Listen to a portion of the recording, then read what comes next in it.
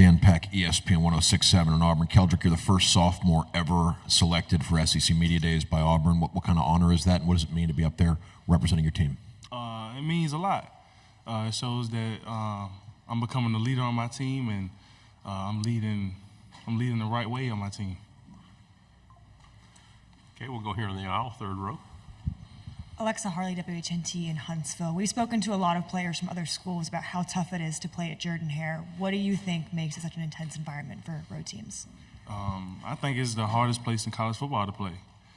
You got the fans on the sideline all against you, and the energy from our fans and from our players on the sideline is different from anywhere else in college ball. We'll go on the fourth row on the aisle. Aiden Tyler, OU Nightly. Oklahoma comes to town for their first ever road SEC contest. How do you think Jordan-Hare is going to welcome them to the SEC? What kind of environment are you expecting for that game? We're going to welcome them like any other team. We're going to show them that it's the toughest place to play in college ball. It's not going to be an easy game that you can come in and just walk all over us. Nah, it's not going to be that. It's going to be something you got to fight for. Right side, second row. Derek Peterson, Saturday Down South. What does it take to go from being a true freshman to a guy that plays every single game and becomes what you've become? I mean, what kind of mental fortitude does that take, and then physically, what's required? Mentally, a lot is required. I mean, you going out there every Saturday just playing against some of the best players in college ball. A lot of people say the SEC is like the mini NFL. You got so many NFL draft picks and NFL prospects you playing against every week. You got to play with your A game, and you got to practice like it's your last. So mentally, it takes a lot out of you, but and physically, probably even more. Left side, back row.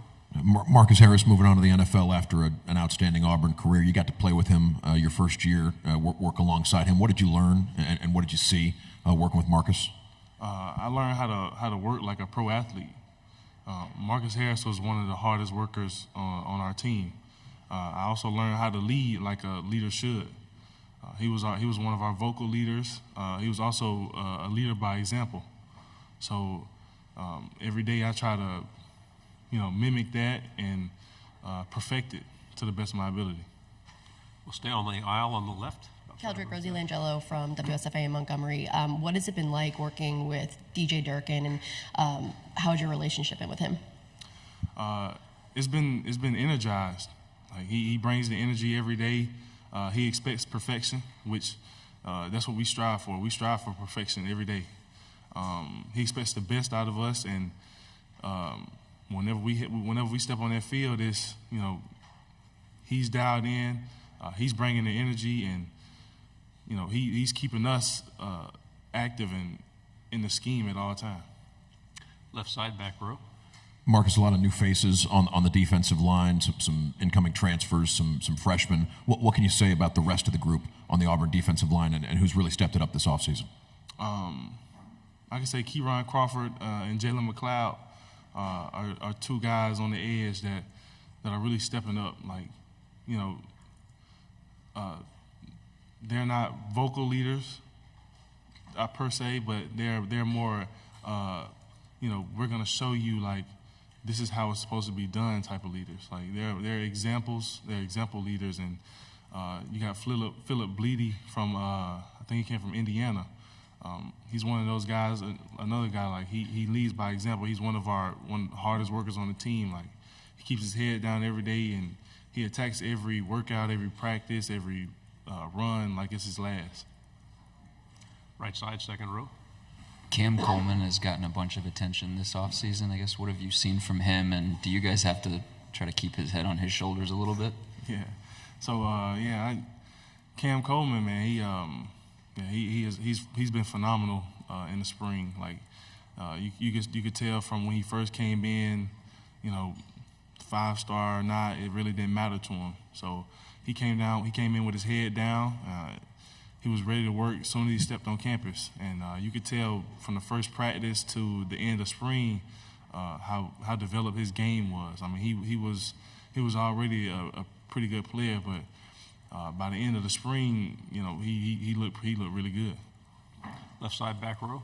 You're one of several Hugh Freeze recruits from the immediate area, JC's from nearby, Cam Coleman, a lot of guys. Is it more special playing for a school really close to where you grew up and sort of something that feels like home?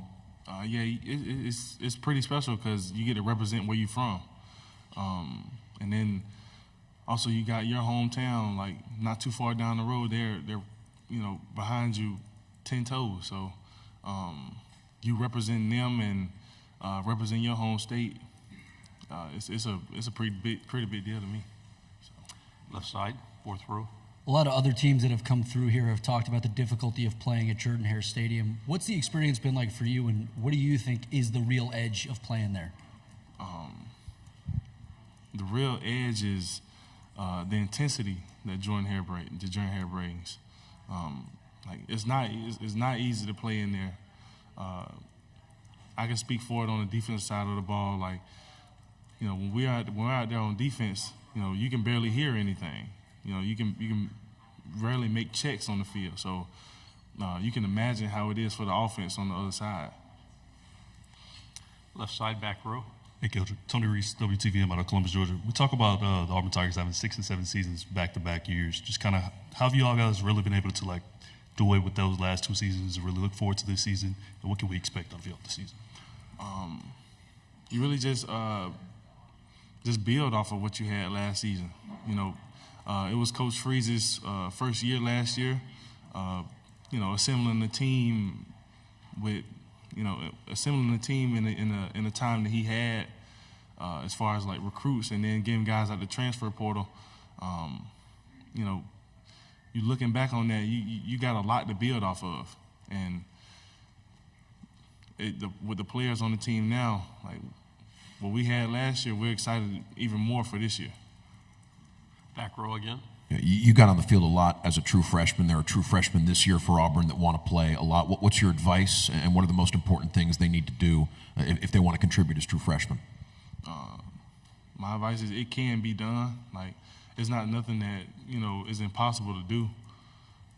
It's gonna be hard because you coming from playing high school ball where you're better than most everybody on the field. Now you're playing against people that are better or as good as you. So now you just got to work 10 times harder to become that player you want to be. And once you become that player, you get seen, and now you're stepping on the field. We have time for one more question. We'll go right here in the front.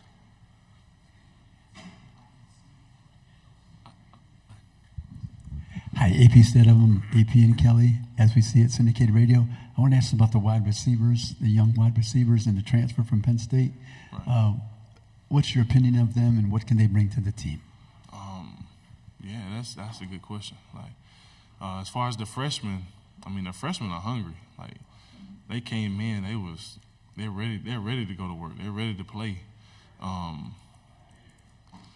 But as far as the transfers, the guy from Penn, Keandre Lambert, man, as far as I can tell, we don't really see them as much, but as far as I can tell, he's trying to become a leader in his own, right now. He's been working his tail off in the weight room, in our team runs whenever we go out there and condition. So the freshman guys, getting the knowledge from him, and other guys like Camden Brown, guys that already been through it, have really helped them too. So, Keldric, thank you. Good job. Yes, sir.